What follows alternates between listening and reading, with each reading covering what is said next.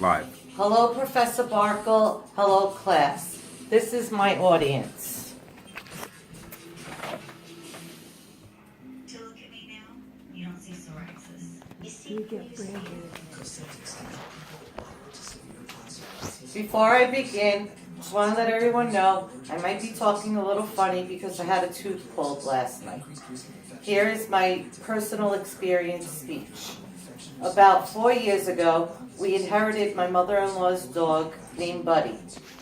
We got him because she is up in age and could no longer take care of him. One day, my husband had the dogs outside, playing with them. Off the leash, of course, which he usually did all the time. And, they would play and Bailey would run around, but she always came back. But Buddy wasn't used to this. And that's not what happened.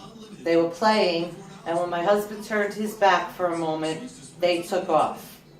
He didn't think much of it because, like I said, Bailey always came back. But this time, they didn't. So after a little while of calling them, they didn't come back. He decided to take his truck and go down the road and look for them and call for them. Still nothing. He came back home to the house, got his quad, and went through the woods looking for them, and he still couldn't find them. He had to leave for work, and I was at work working my late night that night, and I knew nothing about this until he finally decided to call me and let me know what happened. I immediately started crying, and my heart sank. Knowing that he had to leave and I wasn't going to be home, I had him call my parents to come to our house in case the dogs did come back while nobody was at home. So they waited for me to come home, and while they were there waiting, my dad went driving around looking for them. My mom walked around our house calling for them. They still didn't come home. I cried all the way home from work, and that was about an hour's ride. When I got home, I was outside with my parents. I called for them. They still didn't come.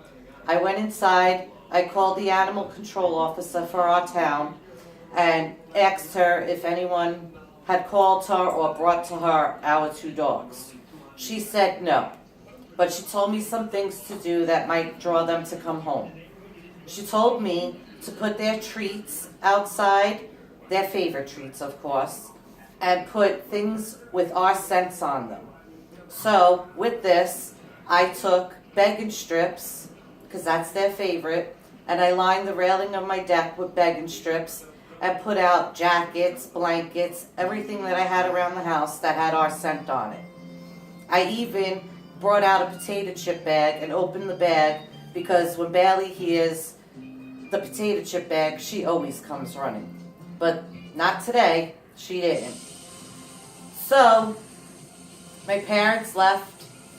My husband kept calling me from work, asking if they came home, and still crying, I said no. He then called back and told me he'd be home from work about 4 a.m. and to have a pot of coffee ready. So, I made coffee, I put it in his travel cup, and I was ready with the spotlight all charged up for when he got home.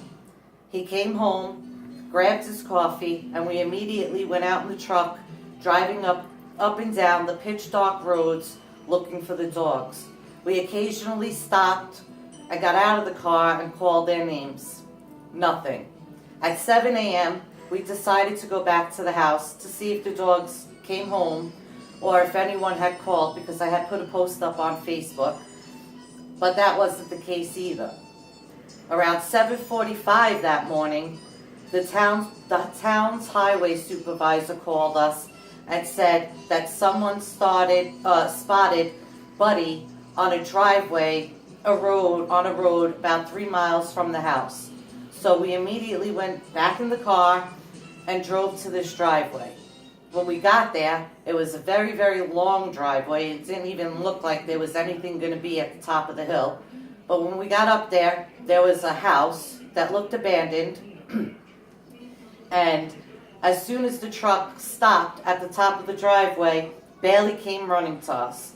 So the 2 of us jumped out of the truck, grabbed her, and as we were crying, we were hugging and kissing her. But then I turned around and I said, where's Buddy? With that, Buddy popped his head out of a little space on the side of this house where they must have spent the night, and we called him and he came running to us. We put them both in the truck and took them home and checked them all out. They were all scratched up and they were filthy from running through the woods. We gave them both a bath, gave them some food and some water, and just lots of hugs and kisses for the rest of the day.